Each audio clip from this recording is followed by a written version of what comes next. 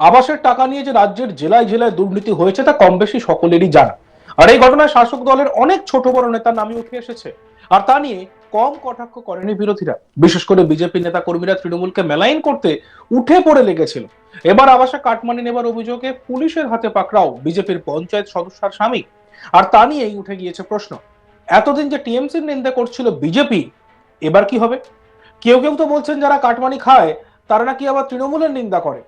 এতে করে মুখ পুড়েছে বিজেপির। মালদহ জেলার হরিশ্চন্দ্রপুর গ্রাম পঞ্চায়েতের রাধানগর বুথের বিজেপির পঞ্চায়েত সদস্য রীতা দাসের স্বামী সূর্য দাস কাটমানি খাওয়ার অভিযোগে তাকে গ্রেপ্তার করেছে হরিশ্চন্দ্রপুর থানার পুলিশ। তার বিরুদ্ধে অভিযোগ ছিল বিচ্ছু দাস নামে এক দিনমজুরের কাছ থেকে আবাসেরই প্রথম কিস্তির টাকা ঢোকার পর জোরপূর্বক হুমকি দিয়ে 15,000 টাকা কাটমানি নেবার, যার ফলে মাঝপথে আটকে যায় বাড়ির কাজ। তার পরিবারের লোকজন এই অভিযোগ করে। সেই খবর সম্প্রচারিত হয় সংবাদ মাধ্যমে, আর এরপরই নড়ে চড়ে বসে প্রশাসন। জেলা শাসক নিতিন সিংহানিয়া বিডিওকে নির্দেশ দেন তদন্তে। হরিশ্চন্দ্রপুর 1 নম্বর ব্লক সমষ্টি উন্নয়ন আধিকারিক সৌমেন মণ্ডল তদন্ত করলে অভিযোগের সত্যতা প্রমাণিত হয়। বিডিও সৌমেন মণ্ডল কি বলেছেন এই বিষয়ে শুনেন। যে রীতা দাসের হাজবেন্ড সূর্য দাস, তিনি কোনো এক আবাস বেনিফিশিয়ারির কাছ থেকে 15,000 টাকা নিয়েছে। সেই কমপ্লেনটা আসার পরে আমি জয়েন্ট বিডিও সাহেব দুজনের মধ্যে সেটাকে ফিজিক্যালি এনকোয়ারি করি এবং তারা বলে যে তাদের কাছ থেকে টাকা নেওয়া হয়েছে এবং পরে বলেছে যে টাকাটা তারা ফেরতও দিয়েছে। যাই হোক, যেহেতু একটা অফেন্স, সেজন্য আমরা থানাতে একটা কমপ্লেন লজ করি। সেই কমপ্লেনের বেসিসে শুনেছি উনি অ্যারেস্ট হয়েছে। বলছি স্যার, টাকা ফেরত দেওয়া হয়েছে? সেটা উনি বলেছেন, বিচ্ছু দাস, যার নামে বিচ্ছু দাস, তিনি বলেছেন যে টাকা ফেরত দিয়েছে, কিন্তু কোনো এভিডেন্স সেরকম কিছু নেই, ছবি টবি কিছু পাইনি। কি ব্যবস্থা নেওয়া হবে, এনকোয়ারি করে যদি সত্য প্রমাণিত হয় তাহলে কমপ্লেন করা হবে, এফআইআর করা হবে। সূর্য দাস কাটমানির 15,500 টাকা তিনি ফিরিয়ে দিয়েছেন বিচ্ছু দাসকে। আর এই বিষয়ে বিচ্ছু দাসের আত্মীয় স্বপ্না দাস কি বলছেন শুনুন।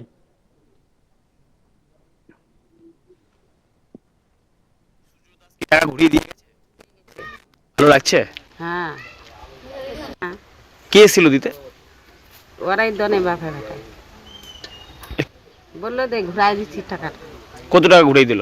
15,000, 15,500। 15,500 টাকা ঘুরিয়ে দিল। করেছিলাম, দেখেছে যে এমনি এমনি আমার নামে হয়ে গেছে, ওই জন্য। ভিডিও এসেছিল? ভিডিও জিজ্ঞেস করেছিল আপনাকে? করেছিল তো, আমার মালিককে করেছিল। ভিডিও এসেছিল না এলাকায়? হ্যাঁ, ভিডিও এসেছিল। শোভা দাস।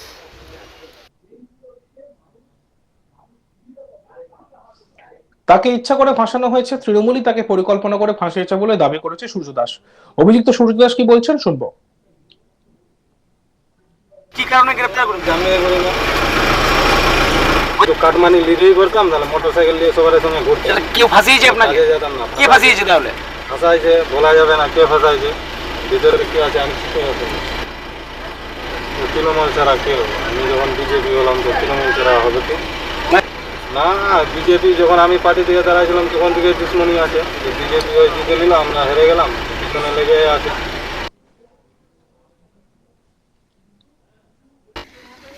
তারপরে হরিশ্চন্দ্রপুর থানায় অভিযোগ দায়ের করেন বিডিও, আর এই অভিযোগের ভিত্তিতে গ্রেপ্তার হয় সূর্য।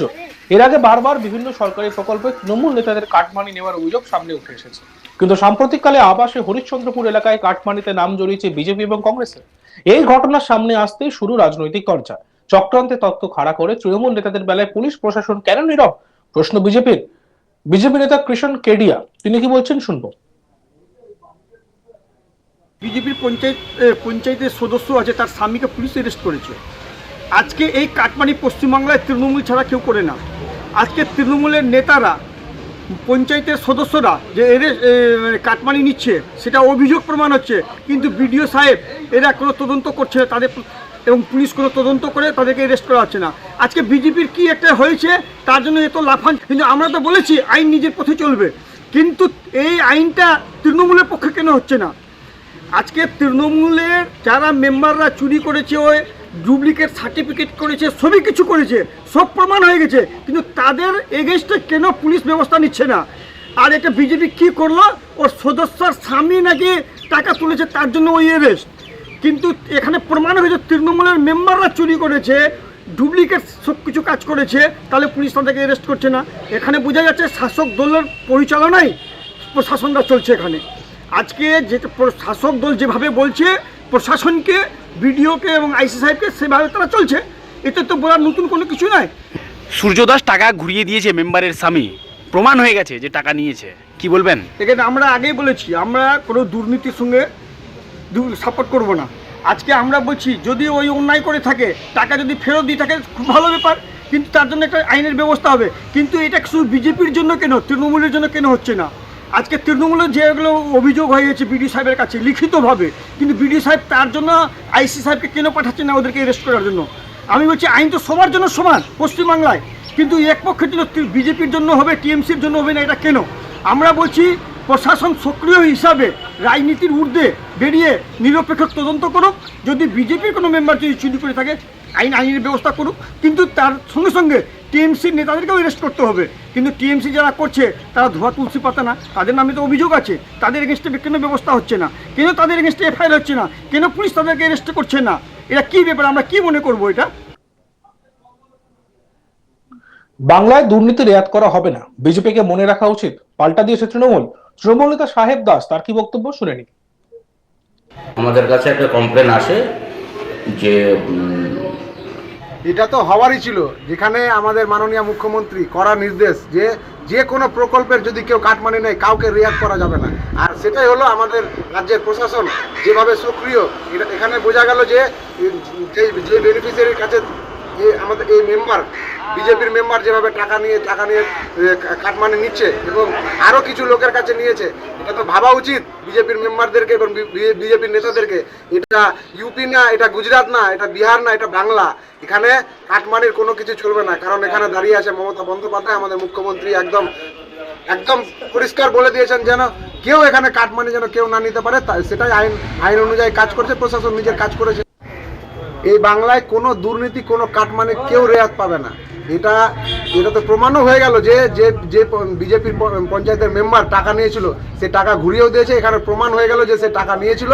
আরও কিছু বেনিফিশিয়ারি ওরা যে টাকা নিয়েছে, আমি বলবো সেটাও যেন তৎপরভাবে তারা টাকাটা ঘুরিয়ে দেয় এবং আইনের কাজ করবে, প্রশাসনের কাজ করছে।